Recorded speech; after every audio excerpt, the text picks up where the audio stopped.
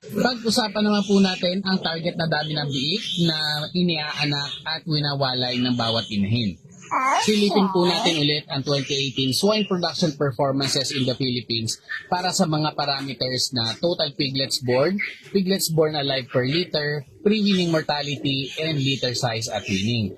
So dapat daw po ang target natin na iniaanak ng ating mga inihin ay average na 11, and pwede po itong mabawasan dahil nga po sa mga mummified piglets and mga stillborn. So 10.5 po, ito daw dapat yung mga biik na buhay na iniaanak.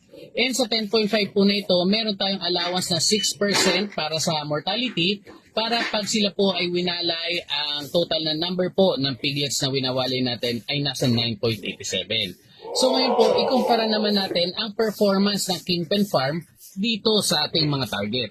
And sa una nga pong 4 na inahin na nanganak sa Kingpen Farm na lahat po ay nanggaling sa DCM, nagkaroon po siya ng average na 19.25 na piglets na inanak. So wala rin po mga mummified or stillborn sa 4 na ito, kaya 19.25 din po ang piglets born alive. And then ang mortality po dito, 8%. Kaya sila po ay nakapagwalay ng 15.5 piglets per sow.